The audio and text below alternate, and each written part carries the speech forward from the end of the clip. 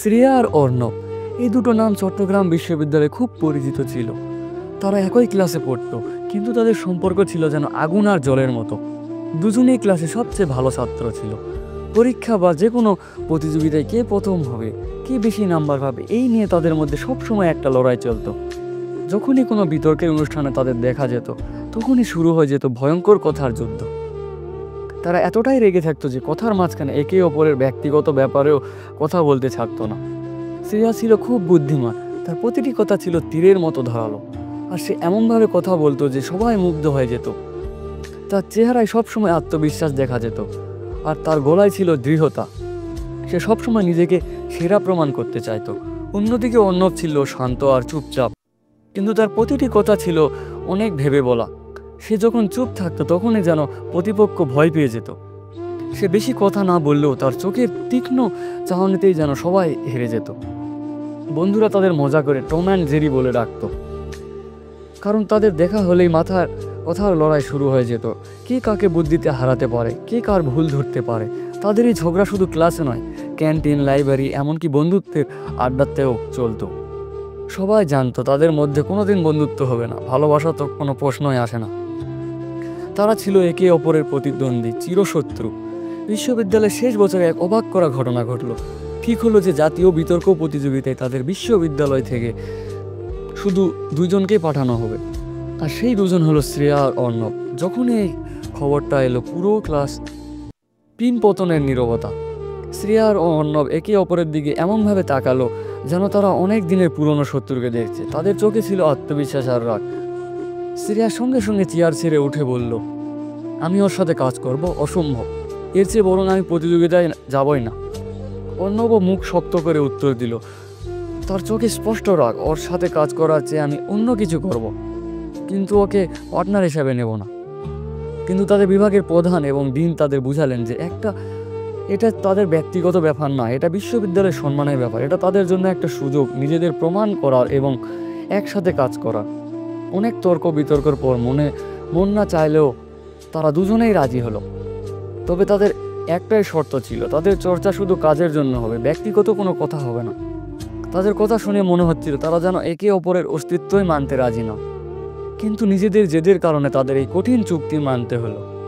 তাদের এক অদ্ভুত আর কঠিন যাত্রা শুরু হলো। বিতর্ক প্রতিযোগিতার জন্য তারা খুব মন দিয়ে প্রস্তুতি নিতে লাগলো। প্রথম কয়েকদিন তারা একে অপরের সাথে সরাসরি কথা বলতেও চাইতো না। তাদের মধ্যে কথা হতো শুধু বিতর্কের বিষয় নিয়ে, তাও খুব সংক্ষেপে, কড়া ভাষায় এবং শুধু দরকারি তথ্য দেওয়ার জন্য। তাদের প্রতিটি কথায় যেন একে অপরের প্রতি বিদ্রোহ থাকতো। তাদের কোচ, যিনি একজন অভিজ্ঞ বিতার্কিক ছিলেন, তাদের এই আচরণ দেখে খুব হতাশ হচ্ছিলেন। তিনি জানতেন এমন মনোভাব নিয়ে জেতা অসম্ভব। একদিন কোচ তাদের ডেকে নিয়ে কড়া সুরে বললেন, যদি তোমরা একে অপরের উপর বিশ্বাস না রাখো তাহলে মঞ্চে কখনোই ভালো করতে পারবে না। বিতর্ক মানে একসঙ্গে কাজ করা, একজন আরেকজনের দুর্বলতা ঢেকে দিবে, একজন আরেকজনের শক্তি হবে। যদি এই প্রতিযোগিতায় জিততে চাও তাহলে তোমাদের ব্যক্তিগত শত্রুতা ভুলে যেতে হবে। কোচের কথাগুলো যেন তাদের মনে ধাক্কা দিল। ধীরে ধীরে তাদের চর্চার ধরন বদলাতে লাগলো। কথার লড়াই চলতো ঠিকই, কিন্তু সেই লড়াইয়ের মধ্যে দিয়েই তারা একে অপরের গভীর চিন্তার আসল চরিত্রকে চিনতে শুরু করলো। অর্ণব দেখলো শ্রেয়া শুধু আত্মমনাত্মক আর ঝগড়াটে নয়, তার মধ্যে একটা অদ্ভুত সরলতা আছে, আর সে খুব আবেগপ্রবণ। কঠিন যুক্তির মাঝেও তার মানবিক দিকটা বেরিয়ে আসতো, যা অর্ণবকে অবাক করতো। অর্ণব দেখলো শ্রেয়া শুধু জিততে চায় না, সে চায় সত্যিটা তুলে ধরতে। তার আদর্শের প্রতি সে ছিল খুব অটল। অন্যদিকে শ্রেয়া বুঝতে পারলো অর্ণব বাইরে থেকে যতই গভীর আর করা হোক না কেন, তার ভেতরে লুকিয়ে আছে এক চাপা মজার স্বভাব, গভীর মনোযোগ আর অনেক পরিশ্রম করার ইচ্ছে। অর্ণবের তৈরি করা তথ্য আর বিশ্লেষণের খুঁটিনাটি দেখে শ্রেয়া মুগ্ধ হতো। সে বুঝলো অর্ণবের কাছে কোনো কাজ অসম্পূর্ণ থাকে না, সে যা করে খুব নিখুঁতভাবে করে। তার চুপ থাকা আসলে তার গভীর চিন্তার প্রকাশ, অহংকার নয়। তাদের মধ্যে নতুন এক বোঝাপড়ার সম্পর্ক তৈরি হতে শুরু করলো, যা তারা নিজেরাও প্রথমে বুঝতে পারছিল না। ভালোবাসার প্রথম ছোঁয়া। একদিন একটি খুব কঠিন বিতর্কের বিষয় নিয়ে তারা ঘটনার পর ঘন্টা আলোচনা করছিল, কিন্তু কোনো সমাধান পাচ্ছিল না। রাত তখন প্রায় দুটো। বিশ্ববিদ্যালয়ের বিতর্ক কক্ষটি একদম নীরব, শুধু তাদের দুজনের কথা শোনা যাচ্ছিল। বাকি দলের সদস্যরা হতাশ হয়ে চর্চা শেষ করে চলে গিয়েছিল। অর্ণবের মুখে বিরক্তি স্পষ্ট, আর শ্রেয়াও অধৈর্য হয়ে উঠেছিল। ঠিক তখনই হঠাৎ অর্ণবের মাথায় একটি নতুন, একদম অন্যরকম যুক্তি এলো। সে সাথে সাথে শ্রেয়াকে ডেকে বলল, শ্রেয়া, আমার মনে হয় আমরা একটা বিষয় ভুল করছি, এই দিকটা কি ভেবে দেখছিস? প্রথম দিকে শ্রেয়া রাগ দেখালেও অর্ণবের যুক্তি শুনে সে অবাক হয়ে গেল। সেই রাতেই তারা দুজনে মিলে সেই নতুন যুক্তি নিয়ে কাজ করলো। তারা দ্রুত তথ্য জোগাড় করলো, প্রতিপক্ষের সম্ভাব্য পাল্টা যুক্তিগুলো নিয়েও আলোচনা করলো। কফি আর বইয়ের স্তূপের মাঝে বসে সেই শান্ত রাতে তারা একে অপরের চোখ থেকে চোখ সরালো না। তাদের মধ্যে এক নতুন সম্পর্ক তৈরি হচ্ছিল। সেই রাতে তারা বুঝতে পারলো তাদের মধ্যে একটা গভীর বোঝাপড়া তৈরি হয়েছে, যা আগে তারা কখনো অনুভব করেনি। তাদের সেই পুরনো ঝগড়া, সেই প্রতিদ্বন্দ্বিতা এখন যেন এক মিষ্টি স্মৃতিতে পরিণত হয়েছে। তারা একে অপরের দুর্বলতাগুলো জানতো, আর তাই বিতর্কের সময় একজন আরেকজনের দুর্বলতা ঢাকার জন্য নিজেদের সেরাটা দিত। তাদের সম্পর্কটা তখন আর শুধু প্রতিদ্বন্দ্বিতার ছিল না, সেটা হয়েছিল গভীর এক পারস্পরিক নির্ভরতা। তাদের অহংকার সেদিন প্রথম ভালোবাসার কাছে মাথা নত করেছিল। মঞ্চের জয় মনের দরজা খুলল। জাতীয় বিতর্ক প্রতিযোগিতার দিন এলো। ঢাকার বড় হল দর্শকে ভরা। দেশের বিভিন্ন জায়গা থেকে আসা বুদ্ধিমান বিতর্কীদের মাঝে শ্রেয়া আর অর্ণব মঞ্চে উঠল। তাদের মুখে ছিল এক অদ্ভুত আত্মবিশ্বাস, যা তাদের আগে কখনো দেখা যায়নি। তারা দুজনেই যেন মিলেমিশে এক হয়ে গিয়েছিল। তারা একে অপরের কথা শেষ করে দিচ্ছিল। একজন যখন কথা বলছে, অন্যজন তার চোখের ইশারাতেই বুঝে যাচ্ছিল সে কি বলতে চাচ্ছে। তাদের যুক্তি, পাল্টা যুক্তি আর বুদ্ধিমত্তা ভরা প্রতিটি কথা দর্শকদের মুগ্ধ করছিল। তারা একে অপরের উপর এতটাই নির্ভরশীল হয়ে পড়েছিল যে মনে হচ্ছিল তারা যেন একটি একক মানুষ। তাদের বিতর্ক ছিল যেন এক সুন্দর শিল্পকর্মের মতো, যেখানে দুজনের অবদানই ছিল সমান গুরুত্বপূর্ণ। প্রতিটি শব্দ, প্রতিটি বাক্য যেন ছিল নিখুঁতভাবে সাজানো। শেষ পর্যন্ত তাদের অসাধারণ পারফরমেন্স তারা বিজয়ী হলো। ট্রফি হাতে নিয়ে যখন তারা মঞ্চে দাঁড়িয়েছিল, তখনই তাদের চোখে এক অন্যরকম উজ্জ্বলতা। তা ছিল শুধু বিজয়ের আনন্দ নয়, ছিল এক নতুন সম্পর্কের শুরুর ইঙ্গিত। দর্শকদের হাততালিতে ভরে গিয়েছিল পুরো হল। তাদের বিজয় ছিল অহংকারের উপর ভালোবাসার বিজয়। অহংকার যখন ভালোবাসায় মিশে যায়, বিশ্ববিদ্যালয়ে ফিরে আসার পর সবাই তাদের বীরের মতো অভিনন্দন জানালো। সেদিন রাতে বিশ্ববিদ্যালয়ের সেই পুরনো ছাদে বসে তারা আকাশের তারাদের দেখছিল। তাদের হাতে ছিল বিজয়ের ট্রফি, আর মনে ছিল এক নতুন অনুভূতি যা আগে কখনো অনুভব করেনি। অর্ণব চুপচাপ ভাঙল। তার চোখে ছিল এক ভিন্ন আলো যা আগে কখনো দেখা যায়নি। জানিস শ্রেয়া, সে নরম স্বরে বলল। তার গলায় ছিল এক অদ্ভুত নরমতা। যখন প্রথম তোর সাথে কাজ করতে বলা হয়েছিল, আমি ভেবেছিলাম এটা আমার জীবনের সবচেয়ে খারাপ অভিজ্ঞতা হবে। আমি তোকে সহ্যই করতে পারতাম না। তোর মুখের দিকে তাকালেও বিরক্ত লাগলো। শ্রেয়া হাসলো। তার চোখেও ছিল এক অদ্ভুত মুগ্ধতা যা অর্ণব আগে কখনো দেখেনি। আমারও তাই মনে হয়েছিল অর্ণব।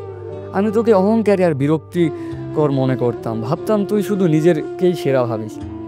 তাদের কথাগুলো ছিল তাদের অনেক দিনে জমে থাকা অহংকার আর ঘৃণার শেষ প্রকাশ। কিন্তু এবার এই কথাগুলো তাদের আর দূরে ঠেলেনি, বরং তাদের কাছাকাছি আনছিল। তারা একে অপরের প্রতি এতদিন যে প্রতিদ্বন্দ্বিতা দেখিয়ে এসেছে, তার পিছনে যে একটা গভীর আকর্ষক ছিল, তা আজ দিনের আলোর মতো স্পষ্ট হয়ে উঠল। অর্ণব ধীরে ধীরে তার হাত বাড়িয়ে শ্রেয়ার হাত ধরল। তাদের আঙুলগুলো একে অপরের সাথে মিশে গেল, যেন তারা জীবনের সব পথ চলা একসাথে পার করতে প্রস্তুত। সেই স্পর্শে কোনো দ্বিধা ছিল না, ছিল শুধু গভীর এক বোঝাপড়া আর ভালোবাসার নীরব স্বীকারোক্তি। অর্ণব বলল, কিন্তু এখন মনে হচ্ছে এই তিক্ত শুরুটাই আমাদের জীবনের সবচেয়ে সেরা সিদ্ধান্ত ছিল। তোর সাথে ঝগড়া করাটা এখন যেন এক অন্যরকম ভালো লাগার কারণ। তুই যখন তর্ক করতিস, আমি ভিতরে মুগ্ধ হতাম, যদিও বাইরে সেটা দেখাতে পারতাম না। শ্রেয়া তার কাঁধে মাথা রাখলো। আমারও তাই। তোর গভীর চিন্তা আর নীরব আত্মবিশ্বাস আমাকে ভাবাতো কি আছে এই ছেলেটার ভিতরে। আমরা আসলে একে অপরের দুর্বলতাগুলো জানতাম, আর তাই হয়তো আমাদের বন্ধুত্ব আর বোঝাপড়াটা এত মজবুত হয়েছে। আর আজ যখন আমাদের অহংকারটা সম্পূর্ণ হয়ে গেছে, তখন মনে হচ্ছে এই সম্পর্কটাই সবচেয়ে মূল্যবান। সেই মুহূর্তে তারা দুজনে বুঝতে পারলো তাদের প্রতিদিন ঝগড়া, প্রতিদ্বন্দ্বিতা এগুলো আসল ছিল ভালোবাসারই এক অন্যরকম প্রকাশ, যা লুকানো আকর্ষক। শত্রুতা থেকে কখন যে প্রেমে শুরু হয়েছিল তা তারা নিজেরাও টের পায়নি, কিন্তু সেই লুকোচুরি খেলাতেই ভালোবাসার বীজ রোপিত হয়েছিল, যা আজ বড় গাছে পরিণত হয়েছে। তাদের এই অনুভূতি ছিল এক অদম্য শক্তি, যা তাদের নিজেদের সব অহংকারকে লুকিয়ে ছাই করে দিয়েছে। পরের দিন সকালে বিশ্ববিদ্যালয়ের ক্যাম্পাসের এক নতুন দৃশ্য দেখা গেল। শ্রেয়া আর অর্ণব একসাথে হেঁটে আসছে। তাদের চোখে ছিল না কোনো প্রতিদ্বন্দ্বিতা, ছিল শুধু এক শান্ত গভীর ভালোবাসা। তাদের মুখে ছিল হাসি, যা তাদের বহুদিনের অহংকারী মুখোশকে ভেঙে দিয়েছে। তারা ক্যাম্পাসের প্রতিটি পরিচিত জায়গায় গেল, যেন তাদের নতুন সম্পর্কে পুরনো স্মৃতিগুলোর সাথে পরিচয় করিয়ে দিচ্ছে। ক্যান্টিনে তারা একে অপরের প্লেট থেকে খাবার তুলে খেলো, লাইব্রেরিতে একে অপরের হাতে বই তুলে দিল, আর কমন রুমে তাদের ছোটোখাটো ঝগড়া এখন মিষ্টি হাসিতে পরিণত হয়েছে।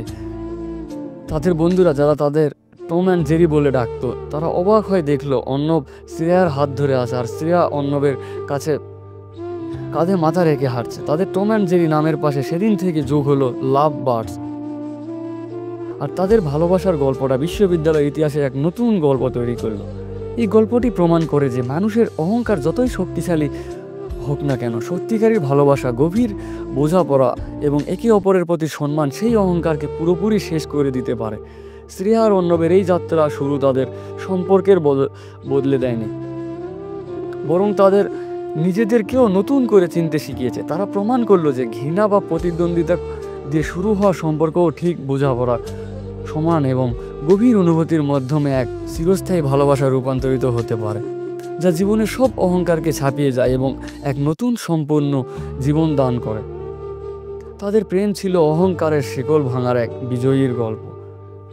ভিডিওটি ভালো লাগলে অবশ্যই চ্যানেলটি সাবস্ক্রাইব করে দিবেন। আবার দেখা হবে কোনো নতুন এক গল্পে। ধন্যবাদ।